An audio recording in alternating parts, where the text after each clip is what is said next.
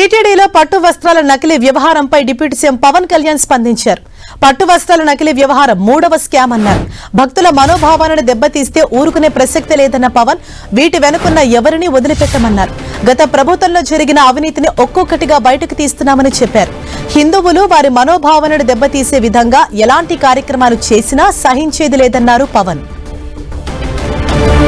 ఇదే విషయంపై మరింత సమాచారంతో మా ప్రతినిధి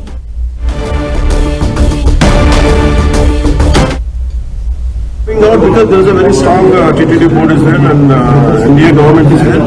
We are letting as if clear instructions have been given to TTD officials from the Honorable CM. I think that's the reason all these things have come out. Before they used to be there, we used to hear it by hearsay. Now we know that it is all. Can he do the same thing? I don't have any personal issue with him, but I would like to ask only one question: does he dare to say the same thing about Islam? Does he dare to say the same thing about his own religion, Christianity? Why, when it comes to Hindus, how could you say it just like that? It's not good because all these are coming out because. దీనిపై మరింత సమాచారంతో మా ప్రతినిధి మురళి మనకు అందుబాటులో ఉన్నారు. మురళి, మొన్న Parakamani case వ్యవహారం, ఇప్పుడు తాజాగా పట్టు వస్త్రాలకు సంబంధించిన మరో ఉదంతం బయటకు వచ్చింది. అంటే ఒక్కొక్కటిగా వస్తున్నటువంటి వీటిపైన ఏ విధంగా రియాక్ట్ అవుతున్నారు ఇటు కూటమి ప్రభుత్వం నాయకులు? తప్పనిసరిగా టీటీడీలో వరుసగా వెలుగు చూస్తున్న కుంభకోణాలు సామాన్య భక్తులను కలవరానికి గురి చేస్తున్నాయని చెప్పక తప్పదు. తాజాగా పట్టు వస్త్రాల కుంభకోణం టీటీడీలో వెలుగు చూసింది. ప్రధానంగా వేద ఆశీర్వచనం టికెట్ కొనుక్కున్న భక్తులకు, అట్లాగే విఐపీలకు, వివిఐపీలకు ఆలయంలోని రంగనాయక మండపంలో ఈ పట్టు వస్త్రాన్ని కప్పి ఆశీర్వదిస్తూ ఉంటారు. ₹1000 టికెట్ తీసుకున్న వారికి ఈ వస్త్రం సమర్పిస్తూ ఉంటారు. నిజానికి దీనికి సంబంధించి ఈ పట్టు వస్త్రం టీటీడీ ఏటా పెద్ద ఎత్తున కొనుగోలు చేస్తూ ఉంటుంది. అయితే తాజాగా విఆర్ ఎక్స్పోర్ట్స్ అనే సంస్థ గత 10 ఏళ్లుగా టీటీడీకి ఈ పట్టు వస్త్రాన్ని విక్రయిస్తూ వస్తోంది.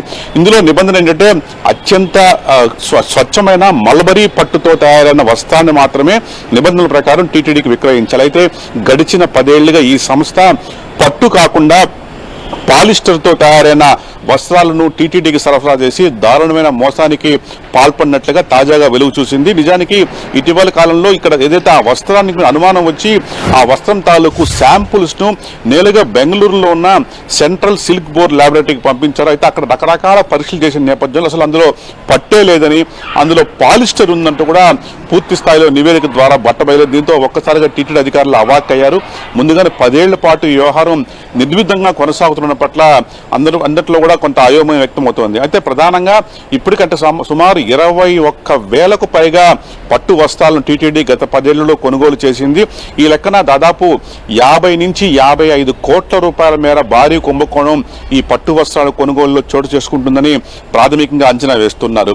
ఏదైతే టీటీడీ చైర్మన్ బిఆర్ నాయుడు దాని దృష్టికి వచ్చినప్పుడు ఈ వ్యవహారం పైన తీవ్ర స్థాయిలో ఆగ్రహం వ్యక్తం చేశారు. ఇందులో నిజాలు నిగ్గు తేల్చాలంటూ కూడా దీనిపై ఏసీబీ దర్యాప్తుకు టీటీడీ పాలక మండలి నిర్ణయం తీసుకుంది. ఇప్పటికే మనం చూసాం, ఒకవైపు కల్తీ నెయ్యి వ్యవహారం, మరోవైపు పరకామణి చోరీ వ్యవహారం, ఇది రకరకాల కుంభకోణాలతో టీటీడీ ఇప్పుడే కొంత ఉక్కిరి బిక్కిరిగా ఉన్న నేపథ్యంలో ఈ పట్టు వస్త్రాలు, దీన్నే మేల్చాటు వస్త్రం అని, అట్లాగే దుప్పట్టా అని రకరకాల పేర్లతో కూడా పిలుస్తూ ఉంటారు. నిజానికి మనం చూడొచ్చు, ఆలయంలో విఐపీలు గుడి నుంచి బయటకు వచ్చినప్పుడు భుజం మీద వాటిని కప్పుకొని వస్తూ ఉంటారు. పూర్తిగా పట్టుతో తయారైనది, దానిపైన శంకు చక్ర నామాలు ఉంటాయి. అట్లాగే దానిపైన ఓం నమో వెంకటేశాయ అన్న పదాలు కూడా ఉంటుంది. ఇటు తెలుగు ఉంటుంది, సంస్కృతం 2 భాషల్లో ఉంటుంది.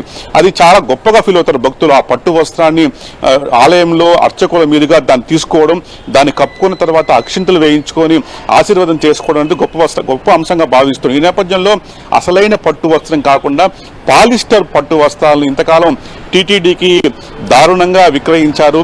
ఇందులో విఆర్ ఎక్స్పోర్ట్స్ సంస్థతో పాటు దాని అనుబంధంగా ఉన్న మరో 3 సంస్థలు ఈ మేరకు ఈ పాలిస్టర్ వస్త్రాలను టీటీడీకి సరఫరా చేసినట్టు నిగ్గుతెలిసి మొత్తానికి దీనిపైన టీటీడీ పాలక మండలి విచారణకు ఆదేశించింది.